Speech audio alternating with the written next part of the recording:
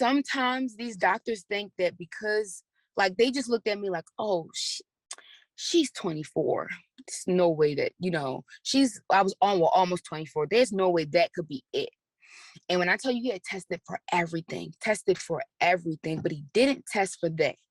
And I guess he just thought like, oh, she's so young. It can't be that. It can't be that. And after the fact, he did say like he wished my parents would have brought me to him in high school. And then maybe I wouldn't have had to get the hysterectomy. And hindsight is 2020. So we don't really know. But I can say that my GYN is one of the doctors where if he does not know, he's going to find out. So he's going to take the classes. He's going to reach out to whoever he needs to reach out to. If that means he has to bring another doctor in on my visits and we all sit there and talk and and I think that's why I respect my GYN so much.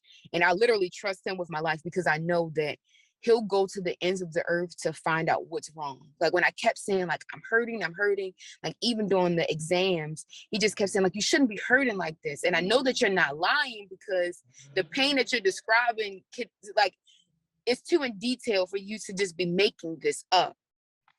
So I do feel supported. I will say that I went through 2 OBs. So my first OB ended up saying, you know what, you're too high risk for me to deal with. You're going to have to find someone else. And this is in the middle of me going through all of this stuff. And I'm like, wait, find someone else? Like, what do you mean? Like, how do you just drop a patient? And I'm like, okay, I guess I need to figure something out. And then I end up finding another OB and he was amazing.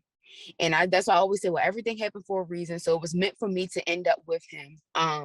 And when I tell you, like, he walked me through everything. And when I was in a hospital, every week he would come in there to just sit and check in and see what was going on. And he would explain, like, well, we've made it to week 24. And if the baby was born here, this will be X, Y, and Z. I'm going to have you speak to all of these doctors and these specialists. And, we're going to try to figure things out. Like, because originally, my asthma had gotten so bad, they said, well, let's induce her at 26 weeks. And he just kept saying, like, no, I don't feel comfortable inducing her at 26 weeks because of the baby. I'm concerned about mom, but I'm also concerned about baby as well.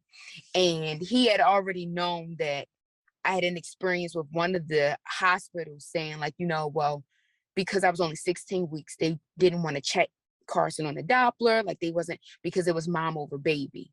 And that had like stressed me out so bad because I'm like, well, I just want to know, like, I just want to make sure he's okay. I just want to hear heartbeat. And so I like the fact that it was like my life and my son's life. And it wasn't just my life over my son's life because he knew that this was my only opportunity to ever carry. And I wouldn't be able to do this again. So yes, I do feel, I felt extremely supported by my doctors.